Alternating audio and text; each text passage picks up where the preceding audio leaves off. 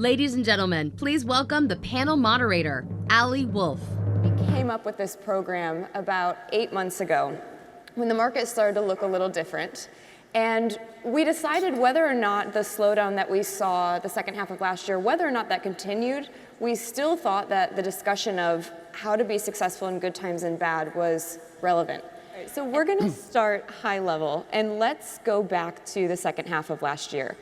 And I know from talking to each of you individually, you all actually felt fourth quarter differently. And so I'm going to leave you for last, Tricia. I want to go back to Alan. Can you describe what was fourth quarter like for you? And if it was slow, did the slowdown catch you by surprise? Now, I imagine many of you came today because you saw millennials and you want to learn a little bit more about them. But I don't like to assume that everyone knows who millennials are. I was in an Uber recently and was talking to my driver and said, "Hey, are you a millennial?" And he said, "No, I'm a Scorpio."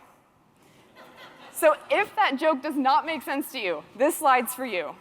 But this idea of location just means something different to everyone. But what it doesn't mean is that all millennials want urban.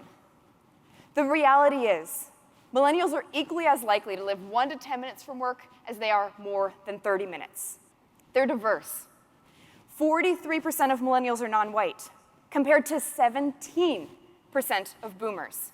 These are different buyers. This is a different group. I want to bring in Ali Wolf, an economist and director of economic research at Meyers Research, to rethink our inflation target of 2%. I'm so glad you brought that up. I do think we need to rethink the inflation, and the Fed switched to the PCE, the personal consumption expenditures, in the year 2000, and we haven't changed the way that we're measuring that since that year, and yet the economy looks different. We have more globalization than ever. We have Amazon, and there's even that Fed paper about how so many of the indicators in PCE are acyclical. And so they're maybe not rising to the extent that we've seen in the past, and I do think we need to reevaluate how are we using this inflation data.